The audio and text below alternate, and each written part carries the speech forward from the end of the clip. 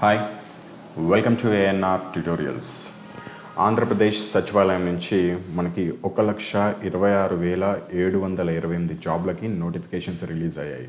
మొత్తం టోటల్గా రూరల్ మనకి గ్రామాల్లో అయితే మొత్తం 13 నోటిఫికేషన్లు, అదేవిధంగా అర్బన్ ఏరియాస్లో అంటే సిటీస్లో అయితే మొత్తం 6 నోటిఫికేషన్స్ రిలీజ్ అయ్యాయి. ప్రతి ఒక్క నోటిఫికేషన్కి మీకు ఎలిజిబిలిటీ ఉంటే అప్లై చేసుకోవచ్చు.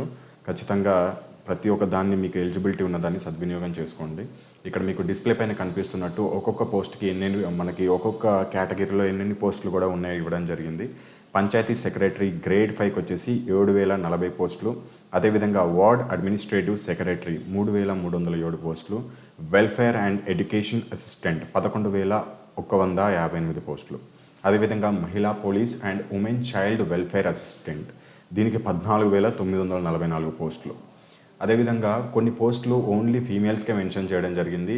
ఎవరైతే అమ్మాయిలు ఇప్పటివరకు జాబ్ లేదని బాధపడుతున్నారో వాళ్ళకి ఉన్న ఈ మంచి అవకాశాన్ని సద్వినియోగం చేసుకోండి. ఇప్పుడు ఎగ్జాంపుల్కి మహిళా police and women child welfare అసిస్టెంట్స్కి ఓన్లీ ఫీమేల్స్ మాత్రమే కాంపిటీషన్ ఉంటారు. దీంట్లో అబ్బాయిలకి ఎటువంటి పోస్టులు అనేది లేదు. సో ఈ 14,944 పోస్టులు అనేది ఓన్లీ ఫీమేల్స్కే కేటాయించడం జరిగింది. సో ఇది ఒక పెద్ద నోటిఫికేషన్స్ అనుకోవచ్చు. ఒక స్టేట్ గవర్నమెంట్లో ఒక అమ్మాయిలకి ఇంత పెద్ద నోటిఫికేషన్ రావడం అంటే ఇది చాలా పెద్ద విషయమే అనుకోవచ్చు. సో కాబట్టి ఉన్న తక్కువ టైంలో మీరు కరెక్ట్గా ప్రిపేర్ అయినట్టయితే ఒక మంచి అవకాశాన్ని మీరు యూజ్ చేసుకున్నట్టు అవుతుంది. అదేవిధంగా విలేజ్ ఫిషరీస్ అసిస్టెంట్ వచ్చేసి 794 పోస్టులు, విలేజ్ హార్టికల్చర్ అసిస్టెంట్స్ వచ్చేసి 4,000 పోస్టులు, అదేవిధంగా విలేజ్ అగ్రికల్చర్ అసిస్టెంట్ గ్రేడ్ 2 వచ్చేసి 6,714 పోస్టులు. నెక్స్ట్ విలేజ్ సెరికల్చర్ అసిస్టెంట్స్ వచ్చేసి 400 పోస్టులు, అదేవిధంగా యానిమల్ హస్బెండరీ అసిస్టెంట్ వచ్చేసి 9,886 పోస్టులు, ఇంజనీరింగ్ అసిస్టెంట్ గ్రేడ్ 2 వచ్చేసి 11,158 పోస్టులు, అదేవిధంగా పంచాయతీ సెక్రటరీ గ్రేడ్ 6 వచ్చేసి డిజిటల్ అసిస్టెంట్ 11,158 పోస్టులు. ఇది ఇంజనీరింగ్ అసిస్టెంట్ కేటగిరీ కిందే వస్తుంది మనకి. విలేజ్ సర్వేయర్ అండ్ గ్రేడ్ 3 వచ్చేసి 11,158 పోస్టులు. And ANM multipurpose health assistant female, only females ఇది 13,540 పోస్టులు, అదేవిధంగా విలేజ్ రెవెన్యూ ఆఫీసర్ విఆర్ఓ 2,880. మొత్తం టోటల్గా మనకి 1,26,728 పోస్టులు. వీటన్నిటికీ ఆల్రెడీ నోటిఫికేషన్స్ అనేది ఆల్రెడీ వెబ్సైట్లో రిలీజ్ చేశారు. ఆల్రెడీ మనకి అప్లై డేట్స్ కూడా స్టార్ట్ అయ్యాయి. మీకు చాలా తక్కువ టైం ఉంటుంది అప్లై చేసుకోవడానికి. ప్లస్ అదేవిధంగా ఇదిగో చూడండి, ఇది వెబ్సైట్, ఇది అఫీషియల్ వెబ్సైట్, ఆంధ్రప్రదేశ్ గ్రామ సచివాలయానికి సంబంధించిన అఫీషియల్ వెబ్సైట్. మొత్తం చూడండి, రూరల్ ఏరియాలో మొత్తం 13 నోటిఫికేషన్లు, అదేవిధంగా అర్బన్కి సంబంధించిన 6 నోటిఫికేషన్లు ఈ వెబ్సైట్లో అనేది పొందపరచడం జరిగింది. నేను ఈ వెబ్సైట్ లింక్ అనేది మీకు కింద డిస్క్రిప్షన్ బాక్స్లో ఇస్తాను. మీరు దీనిపైన క్లిక్ చేసి ఆ నోటిఫికేషన్స్ అనేది మీరు డౌన్లోడ్ చేసుకోవచ్చు. లేదా నేను నోటిఫికేషన్స్ కూడా మీకు లింక్ అనేది కింద డిస్క్రిప్షన్ బాక్స్లో 1 by 1 ప్రొవైడ్ చేస్తాను. మీరు అవి కూడా డౌన్లోడ్ చేసుకొని ఒకసారి క్లియర్గా చూసుకోవచ్చు. అప్లై చేసుకోవడానికి లింక్స్ కూడా ఇచ్చాడు. ఆ లింక్స్ కూడా నేను మీకు కింద డిస్క్రిప్షన్ బాక్స్లో ప్రొవైడ్ చేస్తాను. ఇక ఫస్ట్ మనం దీంట్లో డీటెయిల్గా వెళ్ళినట్టయితే ఫస్ట్ పోస్ట్ వచ్చేసి పంచాయతీ సెక్రటరీ గ్రేడ్ 5. దీంట్లో 7,040 పోస్టులు ఉన్నాయి. ఇప్పుడు చాలామందికి కొన్ని డౌట్స్ వచ్చాయి. ఇన్ని రకాల నోటిఫికేషన్స్ రిలీజ్ అయిపోయాయి, ప్లస్ ఇన్ని మంచి 1,30,000 దాకా మనకి పోస్టులు ఉన్నాయి. మరి వీటికి ఎలా ప్రిపేర్ అవ్వాలనేది చాలా కన్ఫ్యూజన్. అసలు దేన్ని సెలెక్ట్ చేసుకోవాలనేది కూడా చాలామందికి కన్ఫ్యూజన్. అప్లై చేయడం అయితే ఎలిజిబిలిటీ ఉన్న ప్రతి ఒక్కటి అప్లై చేస్తారు, కానీ ఏ విధంగా చదువుకోవాలనేది చాలామందికి తెలీదు. సో అటువంటి వాళ్ళ కోసం మనం ఏ విధంగా చదవాలనే దానికి ఒక మంచి ప్రిపరేషన్ స్ట్రాటజీ కూడా నేను మీకు ఇప్పుడు అందిస్తాను. ఒక్కొక్క వీడియోలో ఒక్కొక్క దాని గురించి ఎక్స్ప్లెయిన్ చేస్తూ ఏ విధంగా చదువుకోవాలి, ఏ విధంగా చదువుకుంటే మీరు అతి తక్కువ టైంలో ఈ జాబ్లలో ఏదో ఒక జాబ్ గెయిన్ చేసే అవకాశం ఉంటున్నది క్లియర్గా చూద్దాం. ఇంకోటి, అంతకంటే ముందు నేను ఇంకొక విషయం చెప్పాలనుకుంటున్నాను. ఏంటంటే ఇంతకుముందు వరకు జస్ట్ ఒక 10 రోజుల ముందు వరకు అందరి కళల్లో ఉండే ఒకే ఒక నోటిఫికేషన్ మెయిన్గా ఆర్ఆర్బి. ఎందుకంటే అవి కూడా మొత్తం టోటల్ ఎన్టీపీసీ అదేవిధంగా గ్రూప్ డి మొత్తం కలిపి 1,30,000 జాబ్ల వరకు ఉన్నాయి కాబట్టి దానికి ప్రిపేర్ అయ్యారు. ఎప్పుడైతే ఆంధ్రప్రదేశ్ వాళ్ళకి ఇప్పుడు ఈ నోటిఫికేషన్లు వచ్చినాయో చాలామంది ఈ ఆర్ఆర్బిని వదిలేసి ఈ నోటిఫికేషన్కి చూస్తున్నారు. సిలబస్ దీన్ని ప్రిపేర్ అవుదాము అనే దీన్ని టార్గెట్ పెట్టుకుందామని చూస్తున్నారు. నేను ఇచ్చే సజెషన్ ఏంటంటే, నా ఓన్ సజెషన్, మీకు నచ్చితే పాటించండి, లేకపోతే మీ ఇష్టం వచ్చినట్టు, అంటే మీకు ఎలా నచ్చితే అలా చేసుకోండి. యాక్చువల్లీ నేను అనేది ఏంటంటే ఆర్ఆర్బీని స్కిప్ చేయొద్దు. ఆర్ఆర్బీకి ప్రిపరేషన్ కంటిన్యూ చేయండి. మీకు ఎలిజిబిలిటీ ఉంటే దీంట్లో దేన్ని సెలెక్ట్ చేసుకుంటారో సెలెక్ట్ చేసుకొని దాన్ని కూడా మీరు కంటిన్యూ చేయండి. మెయిన్గా కామన్ సిలబస్ చూసుకోండి. అంటే ఆర్ఆర్బీకి ఏదైతే సిలబస్ ఉందో ఈ అన్ని నోటిఫికేషన్లో వేటికి కామన్ సిలబస్ ఉందో అవన్నీ టిక్ పెట్టుకోండి. వాటికి మెయిన్గా ప్రిపేర్ అవ్వడానికి ప్రయత్నించండి. మెయిన్గా గోల్ వాటి మీద పెట్టుకోండి. కామన్ సిలబస్ లేని ఉంటాయి. సపోజ్కి విఆర్ఓ, విలేజ్ రెవెన్యూ ఆఫీసర్కి పార్ట్ ఏ వచ్చేసి మనకి తెలిసిన సబ్జెక్టే, జనరల్ అవేర్నెస్ ప్లస్ అదేవిధంగా జనరల్ స్టడీస్ గురించి ఉంది. కానీ పార్ట్ బి వచ్చేసి ట్రేడ్కి సంబంధించిన క్వశ్చన్స్ ఉన్నాయి. అదేవిధంగా సర్వేయర్కి సంబంధించి నోటిఫికేషన్స్ కూడా దాంట్లో పార్ట్ బి వచ్చేసి ట్రేడ్కి సంబంధించిన క్వశ్చన్లు ఉన్నాయి. అంటే మ్యాపింగ్ గురించి కావచ్చు, సర్వే డిపార్ట్మెంట్ గురించి కావచ్చు, బ్రిక్స్ అరేంజ్మెంట్ గురించి కావచ్చు, ఫ్లోరింగ్ సిస్టమ్ తెలుసుకోవడం గురించి కావచ్చు, ఇతర పనుల గురించి దాదాపు పార్ట్ బి క్వశ్చన్స్ మొత్తం అవే వస్తాయి. అప్పుడు సిలబస్ అనేది వేరవుతుంది. మరి అప్పుడు ఎలా ప్రిపేర్ అవుతారు? అటు ఆర్ఆర్బీకి ప్రిపేర్ అవుతారా, లేకపోతే మరి ఇటు దీనికి ప్రిపేర్ అవుతారా, లేకపోతే ఆర్ఆర్బీని వదిలేసి దీనికి ప్రిపేర్ అయితే మరి గ్రామ సచివాలయానికి ప్రిపేర్ అయ్యి ఒకవేళ గ్రామ సచివాలయం జాబ్ రాకపోతే అప్పుడు పరిస్థితి ఏంటి?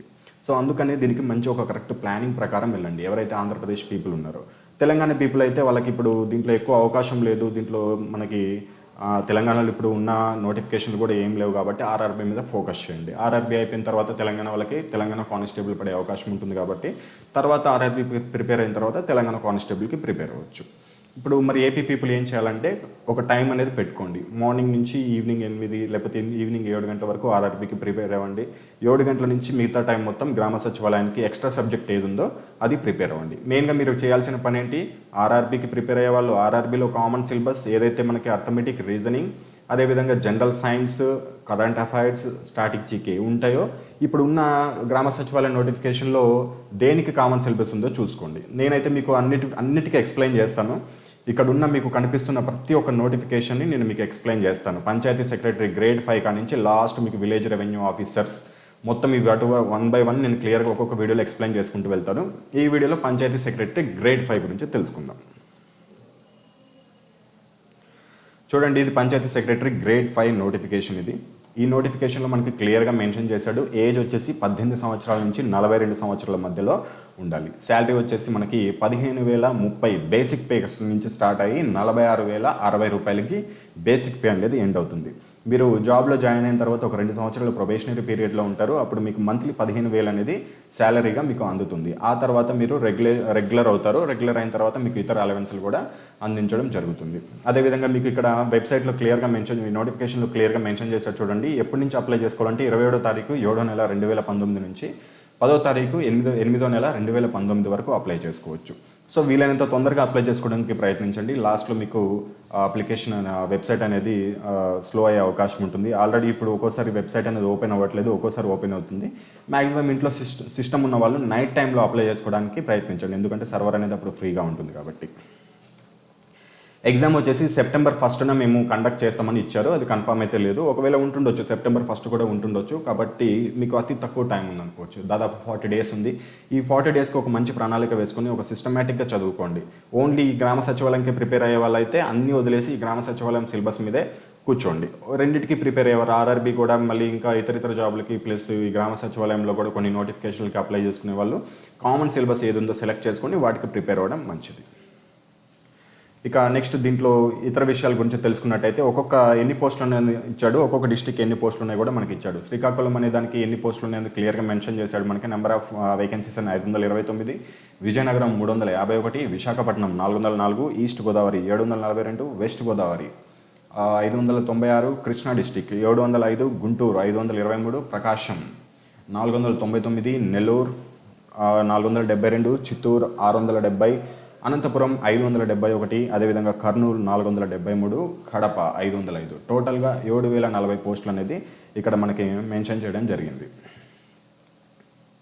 అండ్ ఇక్కడ ఎలిజిబిలిటీ చూసుకోండి. ఎలిజిబిలిటీ అంటే హెల్తీగా ఉండాలని చెప్పేశాడు. అదేవిధంగా ఇండియన్ రెసిడెంట్ అయి ఉండాలి, ఆంధ్రప్రదేశ్ రెసిడెంట్ అయి ఉండాలి, అకాడమిక్ మన క్వాలిఫికేషన్ ఏదైతే ఉన్నాయో అకాడమిక్ క్వాలిఫికేషన్స్ అన్నీ క్లియర్ అయి ఉండాలి అని చెప్పేశాడు. దీనికి ఎడ్యుకేషన్ క్వాలిఫికేషన్ చూడండి, must have passed the degree from any university. అంటే మీకు ఏదైనా యూనివర్సిటీ నుంచి ఒక డిగ్రీ సర్టిఫికెట్ అనేది ఉంటే మీరు ఈ పోస్ట్కి అనేది అప్లై చేసుకోవడానికి అర్హులు, అప్లై చేసుకోవచ్చు. డిగ్రీ ఉన్న ప్రతి ఒక్కరూ అప్లై చేసుకోవచ్చు. ఇక రిజర్వేషన్ టు లోకల్ క్యాండిడేట్స్. ఒకవేళ మీరు సపోజ్కి ఒక డిస్ట్రిక్ట్ నుంచి అప్లై చేస్తున్నారు అనుకుందాం, ఎగ్జాంపుల్కి కృష్ణా డిస్ట్రిక్ట్ నుంచో లేకపోతే గుంటూరు డిస్ట్రిక్ట్ నుంచో అప్లై చేస్తున్నారు. సో అప్లై చేయాలి అంటే మీరు లోకల్ క్యాండిడేట్గా గుర్తింపు పొందాలంటే ఆ డిస్టిక్లో మినిమం మీరు 4 సంవత్సరాలు అంటే 4వ తరగతి నుంచి 10వ తరగతి వరకు మినిమం 4 సంవత్సరాలు ఆ డిస్టిక్లో చదువుకున్నట్టయితేనే మీరు లోకల్ క్యాండిడేట్ అవుతారు. సో కాబట్టి 4వ తరగతి నుంచి 10వ తరగతి లోపల ఏవైనా 4 సంవత్సరాలు మీరు బోనాఫైడ్స్ అన్న రెడీ చేసుకొని పెట్టుకోండి. అదేవిధంగా ఒకవేళ అవి లేనట్టయితే ఎస్ఎస్సి బోనాఫైడ్ అయినా మీరు రెడీ ఎస్ఎస్సి మీరు మెమో అయినా రెడీ చేసుకొని పెట్టుకోండి, బోనాఫైడ్ కూడా రెడీ చేసి పెట్టుకోండి. ఒకవేళ అవన్నీ లేకపోతే ఒక రెసిడెన్షియల్ సర్టిఫికేట్ ఎంఆర్ఓ ఆఫీస్ నుంచి జారీ చేయబడిన ఒక రెసిడెన్షియల్ సర్టిఫికేట్ అయినా మీరు తీసి పెట్టుకొని రెడీగా ఉండొచ్చు.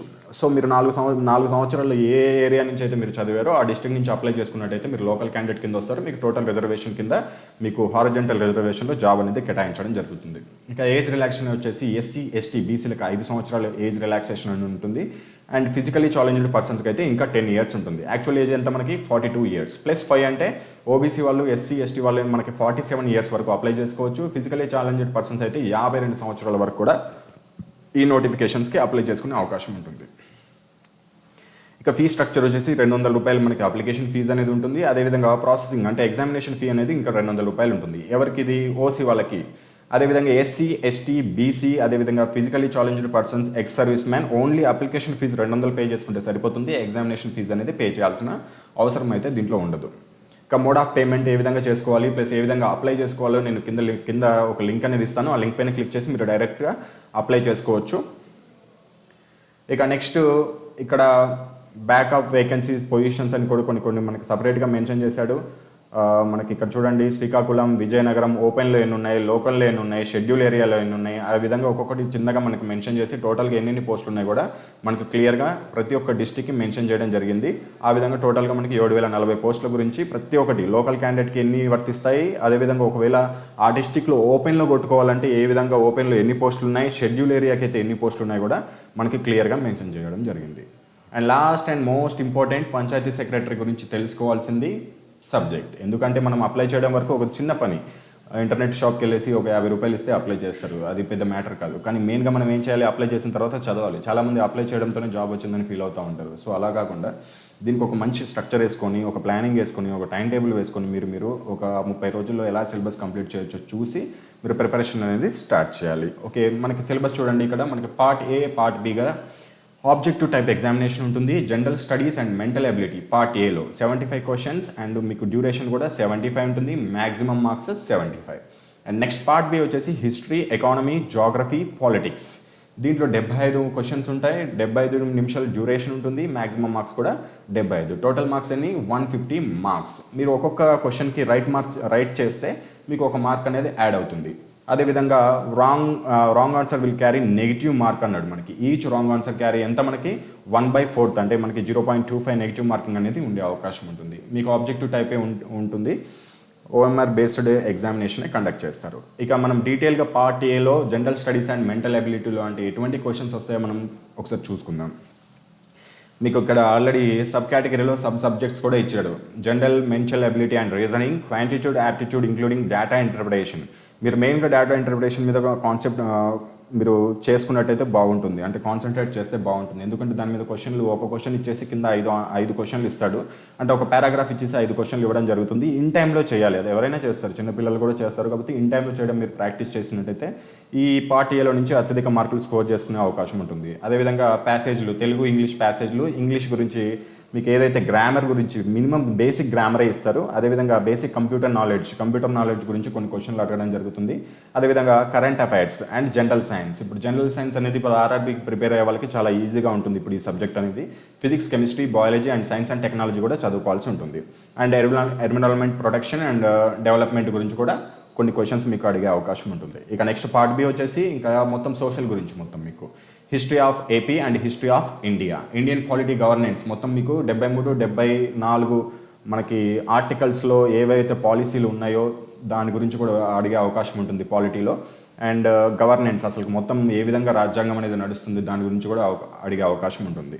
And economy and planning in India with emphasis on Andhra Pradesh, ఆంధ్రప్రదేశ్కి రిలేటెడ్గా మరియు ఇండియాకి సంబంధించి ఎకానమీ క్వశ్చన్లు అడిగే అవకాశం ఉంటుంది.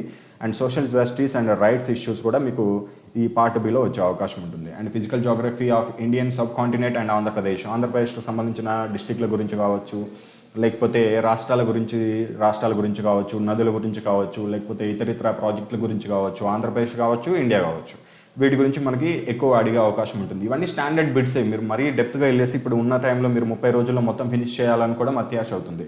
సో ఏవైతే మనకి స్టాండర్డ్ బిట్స్ ఉంటాయో, స్టాండర్డ్ క్వశ్చన్స్ ఉంటాయో అవి మీరు తరువుగా ప్రిపేర్ అయినట్టయితే అత్యధిక మార్కులు స్కోర్ చేసుకోవచ్చు.